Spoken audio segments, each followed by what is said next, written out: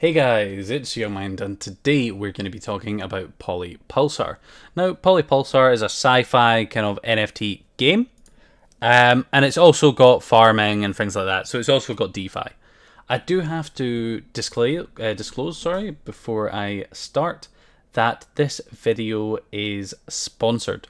So I was paid by the people over at PolyPulsar to make this video, but the opinions are completely my own. If I don't like something, I will say it. So I'm just going to run you through the website first, and then I'll run you through the game, because the game is really complex. So basically this video will be in 3 parts. It'll be just talking about the website and the project, describing how the game works, and then actually playing the game.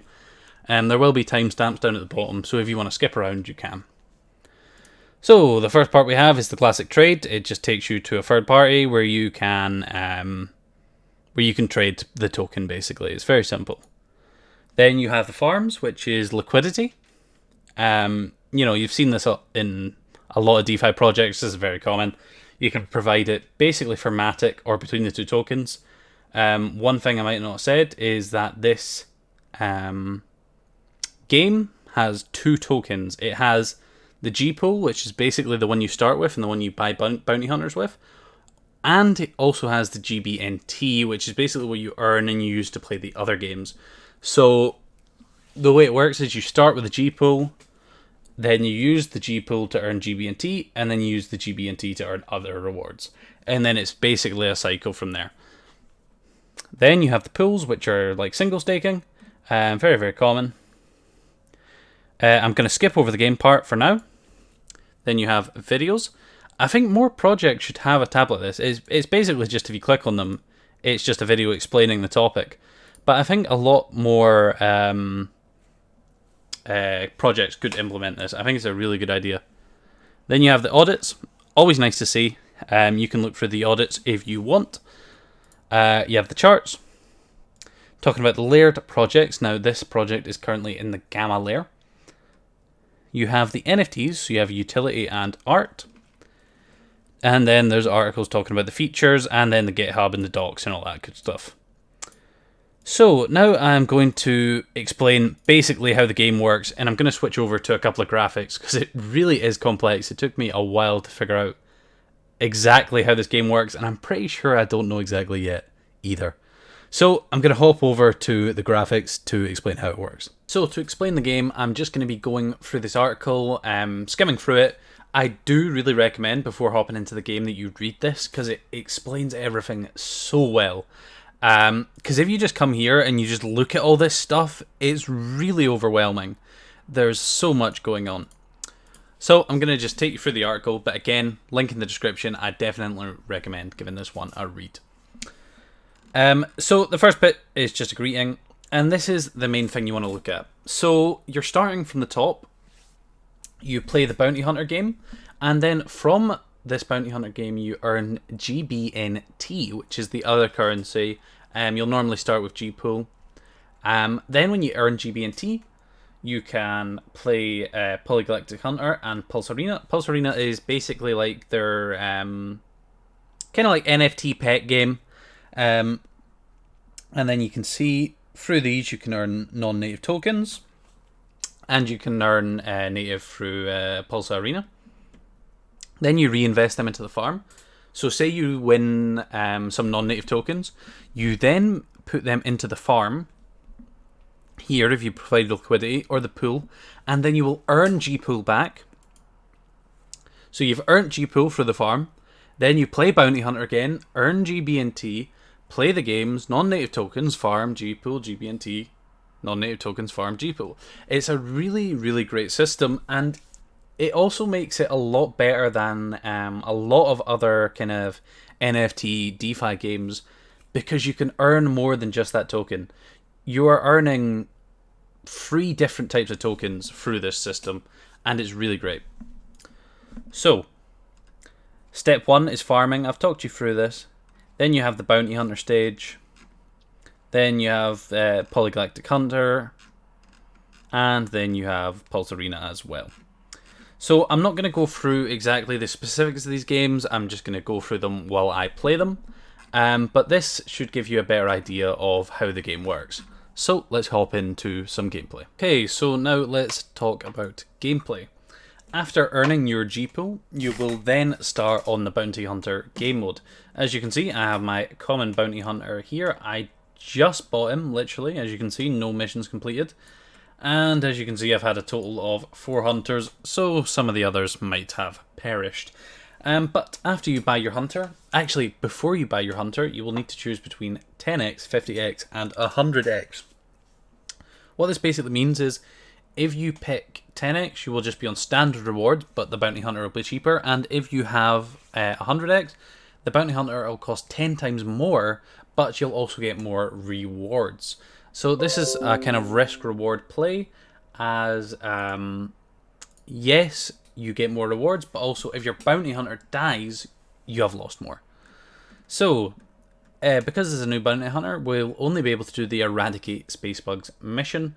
Around 25 you can do Takedown Cartel, and then you can do the other ones at 50 and 75, I believe. So we're going to start this mission, and we're going to click Start, and approve it. So we have to wait for this to complete, and then we'll be able to see how we did. Hopefully we won. I have had too many good bounty hunters die. It's so unfortunate, but it's just how it be. So hopefully we can win this one. You would absolutely love to see it, but again, it might not happen. Again, you're always rolling the dice, but I have a good feeling about this. So we basically need to wait for this mission to end. It shouldn't take too long. And then you can see we have finished it. So let's click mission results. After you've arrived at the infested area, you saw 2 male bugs fighting over the mating rights of 4 females. The group of bugs is relatively small. It could be a good start to wipe them out while they are isolated. Start moving toward the bugs, find a good angle to finish them off before they can signal others nearby. So we got a good position. Bugs can't react on this quick attack, and your knife goes for the chest. Unfortunately, it manages to let out a desperate cry as its last breath. Oh no. The fighting males are now alerted. They do not know your exact position, but a surprise attack is no longer possible. In order not to lose your advantage, you get your heavy machine gun and start unleashing deadly rounds on them. Your aim is precise. All of the bugs are dead after your assault. Now it's time to return home and claim your reward. Great job, Hunter. You won 100 GBMT. Nice. Okay, so as you can see there, we got 100 GBMT. This is like pre-tax, basically, so you don't get that exact amount. So as you can see, that's been added to it, and our Hunter's leveled up to level 5, which is super nice. Then, with this GBMT, we can buy a common Hunter. So we just got 100, so we can buy a Hunter, and the nice thing with the Polygalactic Hunter is you can name them. I think that's a really nice little thing. Also, one thing, kind of off topic, but because this game is on Polygon, it's so cheap in gas fees. I absolutely love it. That is one problem with kind of ETH and BSC at the moment. God damn, is it expensive. I would love to see more games kind of transfer over to Polygon. But then maybe have that issue on Polygon as well, who knows. So, as you can see, we have our common hunter, Young Mind. We had to pay the GBMT for it, which we earned through doing our mission as the bounty hunter. So then you have missions here. Now, this looks a bit more complicated. This is basically showing the player edge and how you can win and how you can lose and things like that. Again, as you can see, you can choose between the type of missions you want to do. So as we can see, the dark side GBMT mission was kind of successful. So this would cost 50 GBMT, and mediocre success would get some dark. As you can see, the win rate on this was 13 plus. So anything in the green is plus, anything in the white is negative. So let's give it a shot. So we're going to start the mission and confirm. And then we can see basically what we're fighting for. Great success, we get 3.2 dark. Success, we get 1.6. And mediocre success, we'd get 0.8. And then anything under a mediocre success, we are dead. So, yeah, that is basically how it works. We are waiting for the mission to end. I am not sure if it's this one. Let's see. No, it's not this one. I did a mission before that, and that was just the results for that. So let's see if we have finished this mission yet. It's still in progress. That is one thing I've noticed about the Matic kind of net, is that it does seem a bit slower than BSC. But that might just be me, I'm not sure. But it does feel a little bit slower. Still waiting for this mission to finish, and then hopefully we can wrap it up and get involved. Still mission in progress. Hopefully we'll be able to open up the mission result. I'm really keen to see if we won or not. Okay. Oh, we can view it. Well, the Federation sent you on a mission. You yourself have kept deep roots with people in the black market. Let's see. Last thing the smuggler wants to do is pay Federation tax. You haven't twisted around your finger. Blackmail isn't your favourite thing, but then again, neither is the threat of mass violence in an angry galactic trade federation. For your deep connections, you'll make sure reliable people are upholding the deal. You press the amulet to signal to the Federation that the mission has been accomplished. Nice. I won 1.6 dark. So that was what was that? That was a success. It wasn't a great success, but 1.6 dark. There you go. And then say if you wanted to go and look what you've won, you can do that. So it's pretty nice that you can win third-party tokens as well. That is something that I really like. As you can see, these are all kind of what you can win. Again, there might not be missions on it at that current time. Most of them are PolyPulsar missions. And then we also have the PulsArena. So using your GBMT, you can buy one of these horrible looking things. I'm going to go for this little red dude because he's kind of cute. And we're going to name him, I don't know, Red Dude, I guess. Oh, can't be spaces. So guess he is Red Dude. And we are going to buy him. And then what you do is you use these pets to basically fight other people. So it is PvP. So someone is winning and someone is losing. So now we have that pet. We can go into pet info and we can see Red Dude, the common Crassus. And if we go into PvP, we have 3 different options. We have the pit, we have the arena, and we have the Colosseum. So let's load into a game in the pit and confirm. As you can see, it's costing me 50 GBMT to get into the pit, and if I win, I will get 75. So that's a pretty nice little reward. You earn 150% of what you put in, I believe. So 200 you get 300, and 500 you get 750. It has been confirmed. Obviously, we have to search for a match first. So once we find another opponent, we'll be able to click this button, start the fight, and you get to see your pet actually fighting. It's actually pretty dope. So we just have to wait for this match, because obviously we need to wait for a real person to fight against. I could see this maybe being an issue.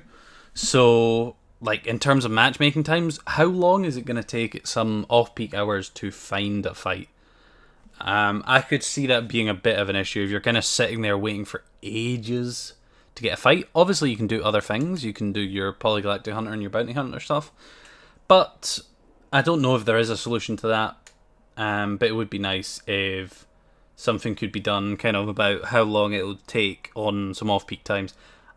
I don't know where the majority of players are from for this game. If they're from NA, Asia, Europe, whatever. So I don't know what the best time would be to play this.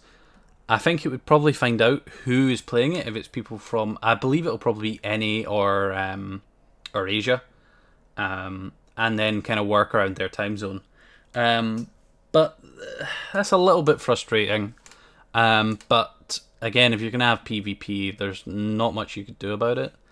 I guess maybe an idea could be you stake your pet in the arena, and they basically act like kind of king of the hill, like they'll fight for as long as they can, kind of thing. That is the only way I could see doing it. So it's more of a kind of passive thing than an actual active battle. But then it becomes a little bit more boring. So this is really exciting, but there's obviously some issues with it, because I don't know how long we've been waiting. Quite a few minutes just to find this match. If it takes too long, I will just kind of basically describe what happens, because I've done a couple of these.